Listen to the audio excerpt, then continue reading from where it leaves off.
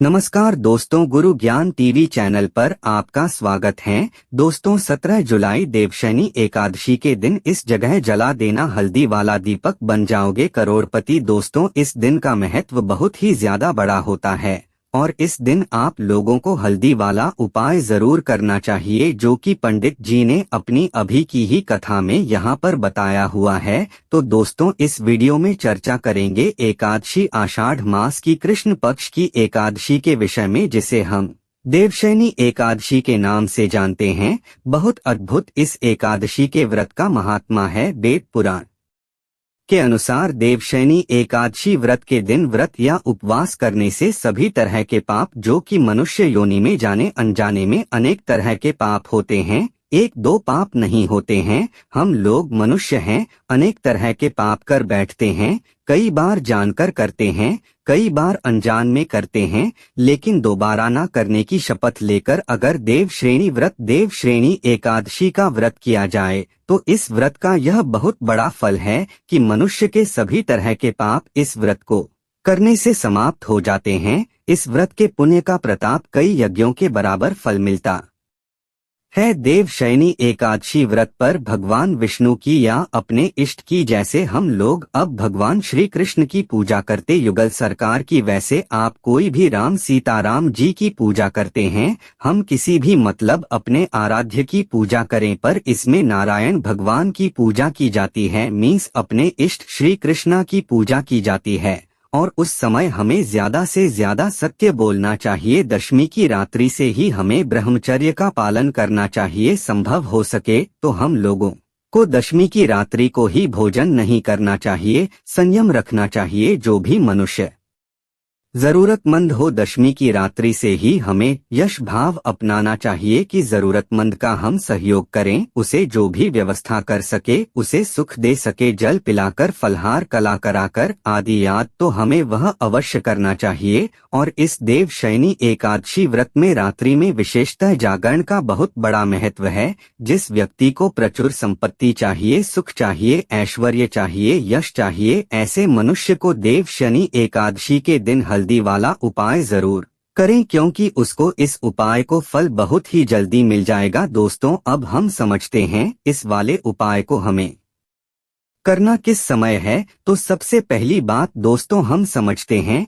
कि यह हल्दी वाला उपाय करना किसको है। तो देखिए, यहाँ पर सीधी सी बात है कि यह हल्दी वाला जो उपाय है, यह किस लिए किया जा रहा है। यह मनोकामना को पूर्ण करने के लिए किया जा रहा है, या आपके जीवन में जो दुख और परेशानियां हैं उनको दूर करने के लिए किया जा रहा है, या आपका कोई बड़ा काम है जो कि नहीं हो पा रहा है, आप उसके लिए इस उपाय को कर सकते हो। तो सीधी सी बात यह है कि आप अपनी किसी भी तरह की मनोकामना के लिए इस वाले उपाय को कर सकते हो। तो यह उपाय वह व्यक्ति कर सकता है जिस व्यक्ति को अपनी किसी भी तरह की मनोकामना भगवान शिव जी से पूर्ण करवानी हो। और अगर कोई भी माताएं बहनें जो है अपने घर की सुख और शांति के लिए, घर में धन समृद्धि को बढ़ाने के लिए हल्दी वाला उपाय करना चाहती, तो घर की जो बड़ी माताएं बहनें होंगी वह इस हल्दी वाला उपाय को विशेष रूप से करें, क्योंकि माताएं बहनें घर की लक्ष्मी होती हैं।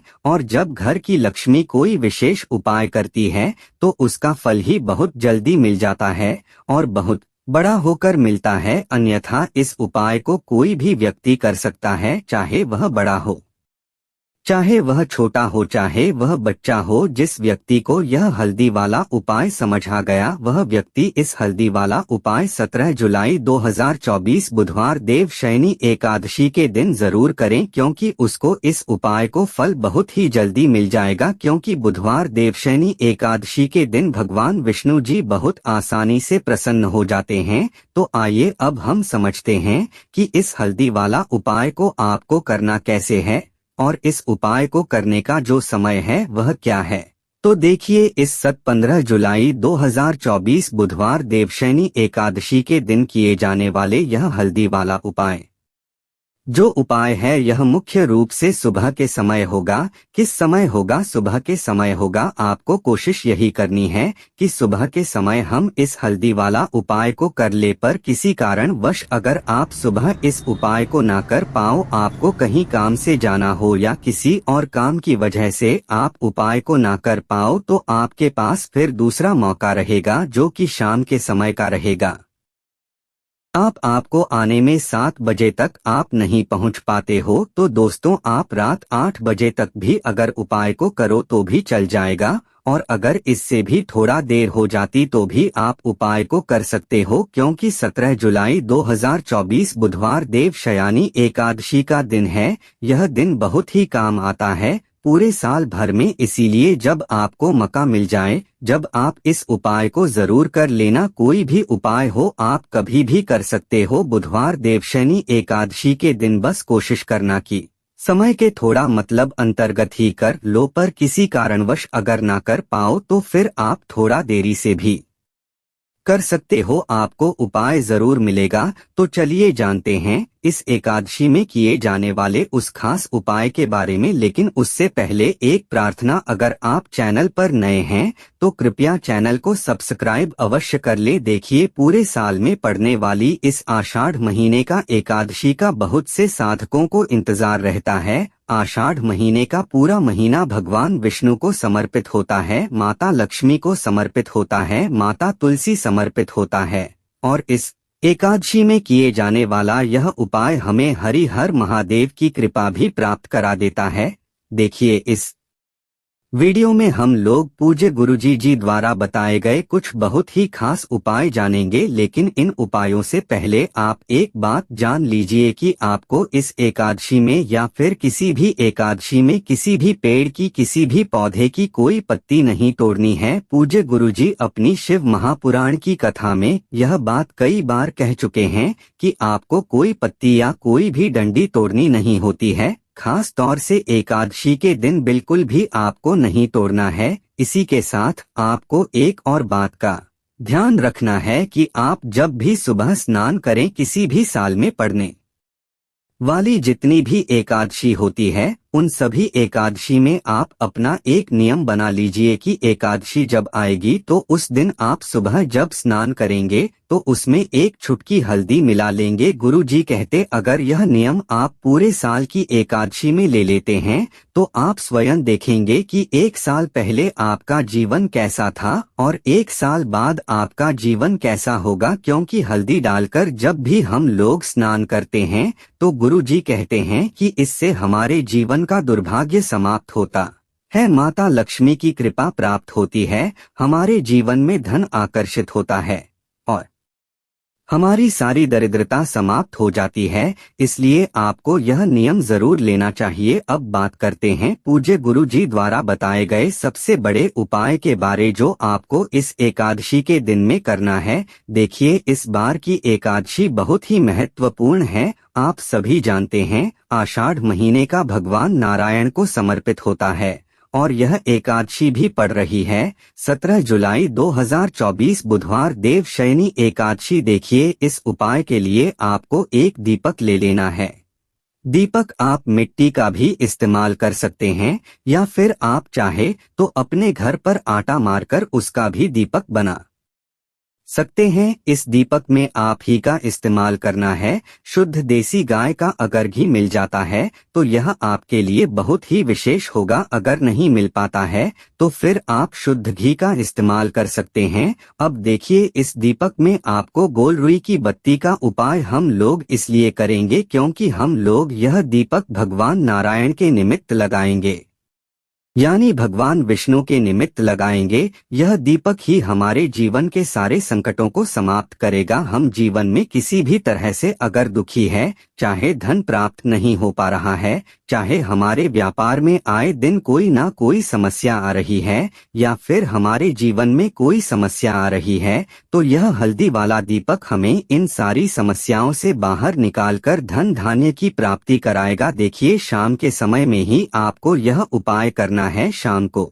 जब सूर्यास्त हो जाएंगे तब आप यह दीपक और एक चुटकी पिसी हुई हल्दी लेकर पहुंच जाएंगे अपने तुलसी जी के पौधे के सामने जहाँ पर भी आप अपने घर पर माता तुलसी का पौधा हुए हैं वहाँ पर आप पहुँच जाएंगे और तुलसी जी के पौधे के नीचे आपको यह दीपक प्रज्वलित करना है। बस आप ध्यान रखें कि इस दीपक को प्रज्वलित करने से तुलसी जी की पत्तियां झुलसे ना, उनको किसी भी तरह से इस आग का ताप ना लगे, इसलिए थोड़ा सा दूर रखिएगा। इस दीपक को आप वहीं पर प्रज्वलित कर दीजिए और प्रज्वलित करने के बाद यह जो एक चुटकी हल्दी आप लेकर आए हैं इसे इस दीपक में डाल दीजिए। फिर वहीं पर आप कम से कम 11 बार या अधिक से अधिक 108 बार ओम नमो भगवते वासुदेवाय इस मंत्र का स्मरण कर लीजिए। भगवान नारायण को प्रसन्न करने के लिए, माता लक्ष्मी की कृपा प्राप्त करने के लिए यह मंत्र अचूक है,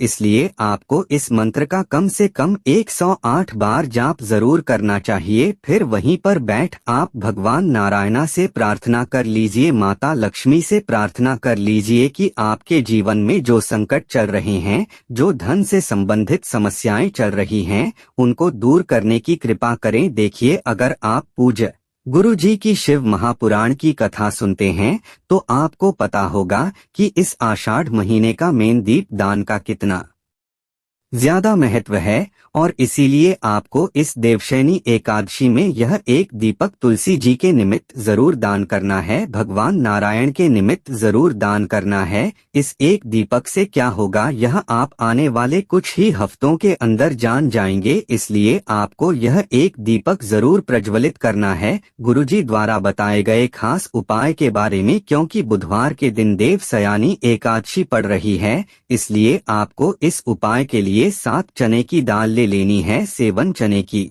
दाल ले लीजिए और फिर 1 या 2 टुकड़े गुड़ के ले लीजिए। फिर इसी के साथ आपको ले लेना है 1 लोटा आप तांबे का ले लीजिएगा। अब यह तीनों सामग्री लेकर आपको पहुंच जाना है शिवालय। देखिए, इस उपाय को आप सुबह करना चाहे तो सुबह कर ले और शाम को करना चाहे तो शाम को कर ले। शिवालय पहुंचने के बाद आप सबसे पहले एक काम करेंगे, जो 1 या 2 टुकड़े गुड़ के लेकर आए हैं उसे इस 1 लोटे जल में डाल लीजिए। वहीं शिवलिंग के सामने बैठकर ही आप इसे 1 लोटे जल में डाल लीजिए और कम से कम 11 बार श्री शिवाय नमस्तुभ्यम का जाप कर लीजिए। इसके बाद आप जो 7 चने की दाल लेकर आए हैं उन चने की दाल को इसी 1 लोटे जल से थोड़ा सा गीला कर लीजिए। थोड़ा सा जल इन चनों की दाल के ऊपर डाल लीजिए और इसे हल्का सा गीला कर लीजिए। अब इन दालों को, इन 7 चने की दालों को आप एक साथ शिवलिंग के ऊपर समर्पित कर दीजिए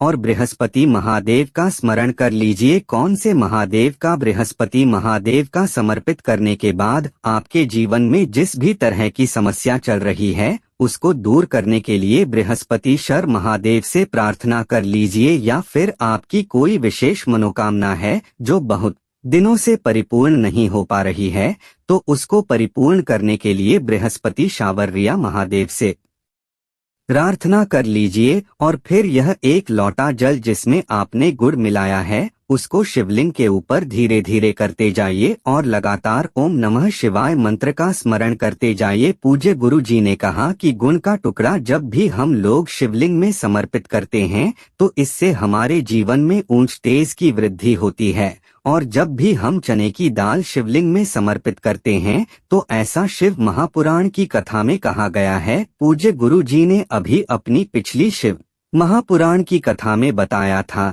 कि जब भी हम चने की दाल लिंग के ऊपर समर्पित करते हैं तो यह हमें उतना ही फल प्रदान करती है जितना हम लोग सोना दान करते हैं। यानी अगर हम अपने जीवन में स्वर्ण का दान नहीं कर पाते हैं, सोने का दान नहीं कर पाते हैं, तो अगर हम लोग केवल 7 चने की दाल शिवलिंग के ऊपर समर्पित कर देते हैं तो हमें स्वर्ण दान के बराबर ही पुण्य की प्राप्ति होती है।